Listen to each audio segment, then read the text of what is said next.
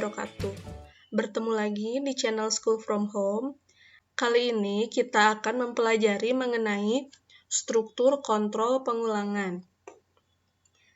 Nah, dalam banyak kasus, seringkali kita dihadapkan pada sejumlah pekerjaan yang harus diulang. Contohnya, yang paling sering kita jumpai adalah seperti balapan mobil yang bisa kita lihat di sini. Ini ada lintasan balap mobil. Nah, di sana mobil-mobil peserta harus mengelilingi lintasan sirkuit berkali-kali sesuai dengan yang ditetapkan dalam aturan lomba.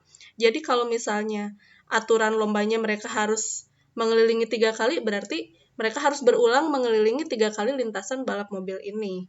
Nanti siapa yang mencapai garis akhir paling cepat, dialah yang menang. Nah, itu salah satu contohnya. Pada pembuatan program komputer juga, kita kadang-kadang harus mengulangi satu atau sekelompok perintah berkali-kali agar memperoleh hasil yang diinginkan. Nah, tentunya dengan menggunakan komputer, eksekusi itu pengulangan akan lebih mudah, karena komputer itu meskipun dia harus melakukan sesuatu hal berulang-ulang kali, dia tidak akan merasa lelah, bosan, atau malas.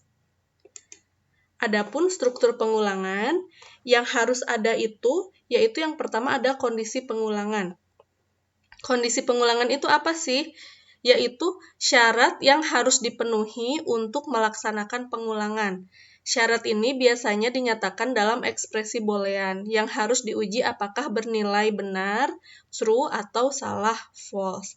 Nah, kondisi pengulangan ini di sini bisa kita lihat contohnya. Ini variabel i sama dengan 1 to 100. Nah, kondisi pengulangannya itu artinya bahwa dia mengulang mulai dari angka 1 ke 100. Jadi dia akan ada 100 kali pengulangan. Seperti itu. Lalu yang kedua, ada badan pengulangan atau loop body, yaitu satu atau lebih instruksi yang akan diulang. Nah, di sini kita bisa lihat variabel i sama dengan 1 to 100. Kalau misalnya variabel i angkanya 1, maka apa yang akan dilakukan yaitu print. Saya tidak akan mengulangi perbuatan itu lagi. Kalau misalnya ini 2, print. Jadi, badan pengulangan itu adalah yang ini. Jika kondisi pengulangannya masih benar, maka badan pengulangan itu adalah instruksi yang akan dia lakukan saat kondisi pengulangan bernilai benar. Seperti itu. Jadi, pada pengulangan, yang wajib ada itu struktur pengulangannya adalah ini kondisinya, kondisi di mana dia berulangnya itu kalau apa sih, lalu yaitu badan pengulangan yaitu instruksi yang akan diulang jika kondisi pengulangannya bernilai benar, seperti itu. Selain kondisi pengulangan dan badan pengulangan, pada struktur pengulangan biasanya juga disertai dengan bagian inisialisasi dan terminasi. Nah, inisialisasi ini adalah instruksi awal yang dilakukan sebelum pengulangan dilakukan pertama kali. Jadi di bagian inisialisasi ini biasanya digunakan untuk memberi nilai awal sebuah variabel. Sedangkan yang kedua, terminasi adalah instruksi yang dilakukan setelah pengulangan selesai dilaksanakan. Kita lihat contohnya. Nah, di sini yang disebut inisialisasi ini adalah ini.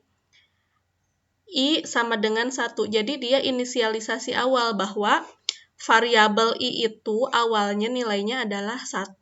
Seperti itu. Nah, sedangkan di sini tidak ada terminasi karena setelah selesai dilakukan pengulangan, dia langsung stop, tidak ada perintah selanjutnya. Tapi kalau misalnya ada terminasi, biasanya dia akan ada di sini sebelum stop.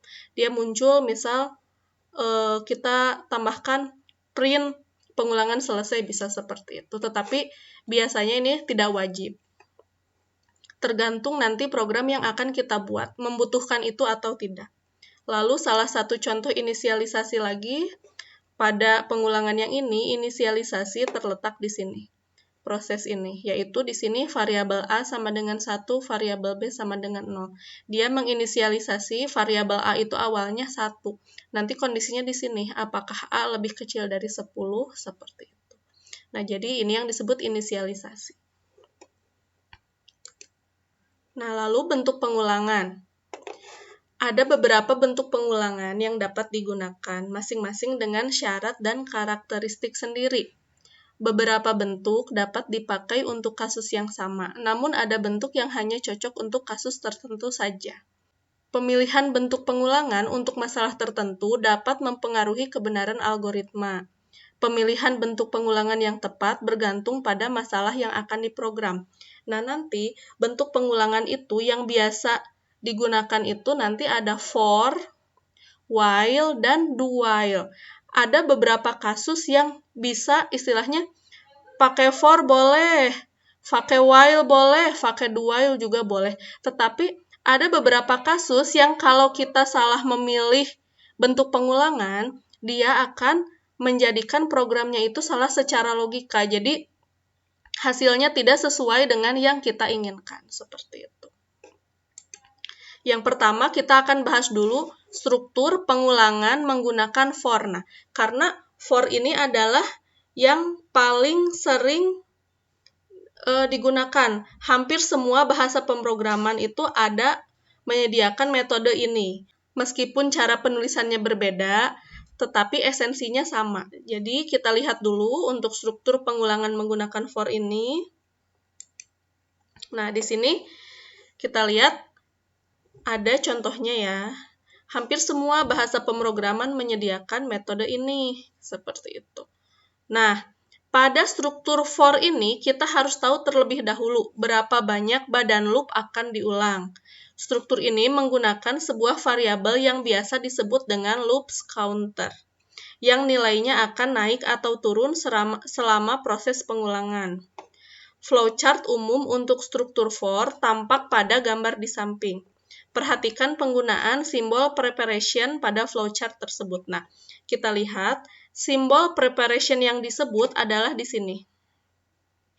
Di sini nanti isinya akan ada dua. Yang tadi inisialisasi dan kondisi pengulangan. Inisialisasinya di sini, counter sama dengan awal to akhir. Nah, maksudnya counter ini adalah variabelnya. Misal kita pakai variabel apa, nilai awal variabel itu berapa, lalu to akhir. Akhirnya itu mau sampai ke berapa. Misal kayak tadi kita mau pengulangan 100 kali. Counter awalnya adalah 1, akhirnya 100, seperti itu. Kalau misalnya mau menurun, berarti bisa aja ini counter awalnya 100, tuh akhirnya itu ke 1. Nanti dia pengulangannya akan menurun, seperti itu. Tapi sama saja diulangnya akan tetap 100 kali. Nah, seperti itu. Lalu di sini ada badan loop seperti yang kita ketahui. Nah, ini pernyataan berikutnya ini kalau dibutuhkan, nanti ada pernyataan berikutnya atau yang tadi disebut dengan terminasi. Seperti itu. Jadi, untuk for kita harus tahu dulu, lihat dulu ini ya. Yang penting itu di sini, di preparation ini. Nah, kita lihat contohnya. Nah, mungkin dulu nih zaman SD kalian pernah saat masih di sekolah melakukan perbuatan yang kurang baik yang membuat disuruh menuliskan pernyataan tertentu sebanyak 100 kali sebagai hukuman atas kenakalan tersebut. Misal nih ya, pernyataannya itu yang harus ditulis adalah apa? Saya tidak akan mengulangi perbuatan itu lagi. Bagaimanakah caranya algoritma untuk kasus ini? Nah, di sini kita lihat pernyataannya adalah saya tidak akan mengulangi perbuatan itu lagi. Itu yang harus ditulis. Lalu sebanyak berapa kali? Sebanyak 100 kali. Karena tadi dalam for ini kita lihat, nah pada struktur for kita harus tahu terlebih dahulu seberapa banyak badan loop akan diulang. Jadi pada soal ini kita sudah tahu badan loop itu akan diulang sebanyak 100 kali. Seperti itu. Maka pada flowchart-nya yang pertama pasti kita tuliskan adalah start. Yaitu kita ikuti dengan bentuk preparation. Di sini karena kita akan menuliskan sebanyak 100 kali, kita pakai variabel i. I sama dengan 1. Variabel i nilai awalnya adalah 1.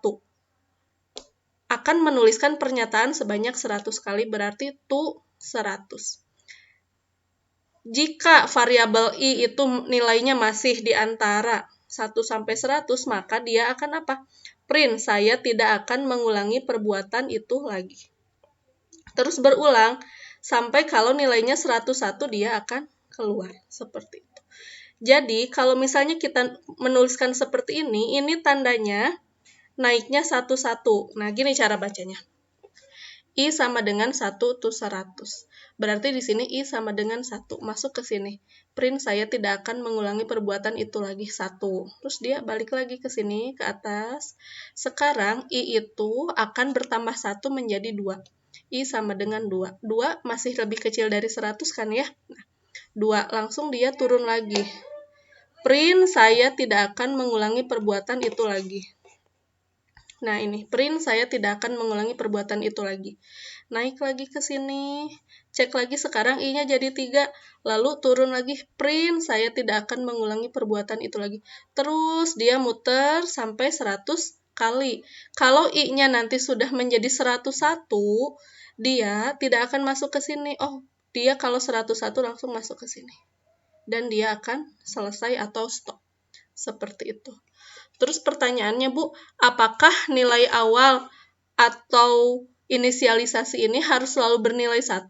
Tidak harus. Misalnya kamu mau ngasih nilai ini I sama dengan 1000. Berarti kalau dari 1000 pengen menulis sebanyak 100 kali, tuh berapa? Berarti I sama dengan 1000 tuh 1100. Seperti itu. Jadi tinggal kamunya, jadi bebas ya nanti. Counter awalnya bisa berapa saja tergantung kebutuhan. Nanti kan kasusnya akan berbeda-beda, ada yang counter awalnya nanti harus ditentukan, sudah ditentukan. Ada juga yang nanti bebas terserah kita sendiri. Nah, seperti itu. Jadi, ini preparation, kalau penulisannya seperti ini, dia artinya setiap kali mengulang itu, counternya atau variabel I-nya, ini nilainya bertambah 1. Lalu contoh selanjutnya, nah, di sini kita buat flowchart untuk mencetak anggota suatu himpunan. Kita lihat, diketahui sebuah himpunan A yang beranggotakan bilangan 1, 3, 5, titik-titik sampai 19. Buatlah flowchart untuk mencetak anggota himpunan tersebut. Nah, di sini kalau kita lihat di soal, angka 1, 3, 5, sampai 19 itu merupakan apa? Ini adalah angka ganjil. Berarti kalau angka ganjil, dia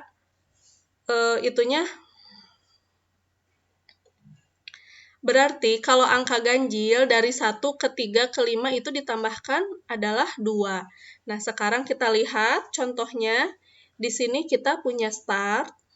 Seperti biasa, ini tidak boleh lupa. Lalu masuk ke preparation. Di sini, A-nya ini sama dengan 1. Nilai awal A ini sama dengan 1 tuh 19. Dari mana dapat 1 tuh 19? Ini kita dapatkan ini dari soal. 1 tuh 19. Jadi, nilai awalnya angka 1 sampai angka 19. Nah, di sini ada beda dengan yang tadi. Di sini ada tulisan step 2. Step 2 ini artinya setiap kali pengulangan, dia variabel A-nya itu ditambahkan 2. Kalau tadi kita lihat di sini tidak ada stepnya. Kalau tidak ada stepnya, dia berarti ditambahkan 1. Setiap kali melakukan pengulangan, si variabel ditambahkan 1. Tapi kalau ada seperti ini, step 2, berarti dia itu akan ditambahkan 2. Kalau misalnya di sini kita tuliskan step 3, ditambahkan 3. Step 5, ditambahkan 5. Seperti itu. Nah, kita lihat dulu ini sesuai soal. Inisialisasinya variabel A sama dengan 1, yaitu ini. Tuh 19, sampai angka 19. Step 2. Karena tadi ini dari 1 ke 3 ke 5 adalah ditambah 2. Jadi di sini A sama dengan 1. Print A, berarti print A itu A-nya berapa? 1. Kita print 1. Lalu balik lagi ke atas. Sekarang A-nya berapa? 1 ditambah 2, yaitu 3. 3 masuk ke sini, print A. Berarti sekarang 3. Naik lagi ke atas. 3 ditambah 2 berapa? 5. Nah, jangan lupa dia harus ngecek juga ya, 5 itu masih lebih kecil dari 19 nggak? Oh iya, masih lebih kecil. Print lagi A. Seperti itu seterusnya, sampai nanti 19. 19, print A. Lalu naik lagi ke sini, 19 ditambah 2, 21. 21 sudah tidak lebih kecil dari 19, maka dia akan keluar seperti itu. Nah, itu contoh untuk pengulangan dengan menghitung apa? Menghitung bilangan ganjil. Sekarang kalau misalnya contohnya menghitung bilangan kelipatan 5, berarti yang bedanya tinggal di mana? Di sini, di stepnya. Step 5. Misal soalnya begini, menghitung bilangan kelipatan 5 dari angka 5 sampai 100. Berarti A sama dengan 5, tuh 100, step 5, seperti itu. Nah, sampai sini materi hari ini.